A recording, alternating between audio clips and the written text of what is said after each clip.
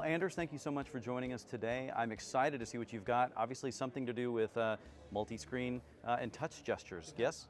Yes, it has. What we did was we looked at what happens when you go from touch on a small device, where all you can really do is pinch and zoom on a small screen. On a big screen, you can have more hands, more fingers, and more people.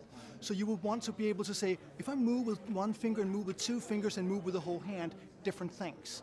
If I zoom with two fingers or zoom with three, different things. So that's what we looked at. Now, we then built a framework around this where you first have an engine here that reads the touch signals from the sensor, converts it into what are you trying to do. Report this as events. Then you have a framework up here that allows multiple people to interact around the same things at the same time. And this could be one endpoint or many across the world or inside the same room on many different apps. So you can have an iPad and a screen up here and a screen at home, and they're all linked up to the same thing. So that's part of your challenge here as well, which is how do you expand people's understanding of what is potentially possible, because this is different than what we're used to in a good way. It's a big Is that one of your challenges you have to face? It is. So one of the examples we have, let me show the app first for how we do it in the home. So this is a kitchen where you have 6 screens installed there. And with touch, you decide what photos you want to add into that thing. Like that. Let me actually get this one up again and show you what we do with the touch. That's with one finger you scroll, with 2 fingers you move.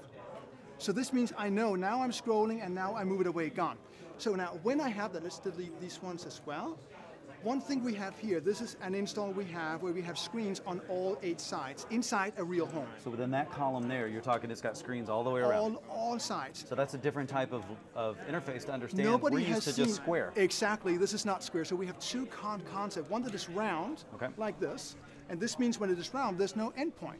So if I do this, it will spin around. And I can spin anywhere here. And we can have multiple people working at the same time. So now, this is the round thing. We have another one I'm going to show later where we have one with no limits at all. So it is square, but with no limits. Imagine like a big table. Love it. So how does this stuff work behind the scenes? Let me show you. So I'm going to jump to a black slide so we can see what's behind and go into a mode where we can see the things that are behind. That was your passcode? Just go. Passcode like that. So like does it only recognize your fingertips? Yes, it does. Okay. No, not quite. So here I'm going to show you what the sensor looks like. Okay. So this is the sensor, shows you one finger moving. It goes fine. That's what people do today. But once you start to say, I want to detect 2 fingers to move the window, this is what happens. You see how the sensors have these fingers jumping up and down? Yeah. Now, what we do, we link this. Okay. So we link the fingers together because we look at them over time. We see, oh, within this time, a new finger came down, so we link this one. Now, we are able to do that even though we have 2 fingers going up and down at the same time, like here.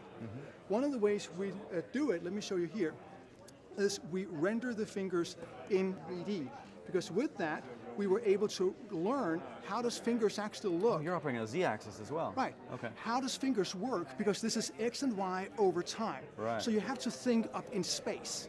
And that's what we did to come up with a model where we could distinguish the fingers. And we had 40 people in to touch and move things around just to study and learn how does this work. Because when you go more than 1 finger pinch and zoom, you need to learn a lot. So that's what we did. So I hate to wrap you up here for just a moment because I could talk about this all day long. But obviously this has huge implications for not just Cisco from a collaboration standpoint, for the way we interact and interface with everything that we make, I would think, as well as other companies that are making stuff that play with our products, gaming, home entertainment. Yes. Oh my gosh, it just goes on and on. And thank you so much. It's a pleasure to meet you. You guys are doing wonderful work. Thank you very much.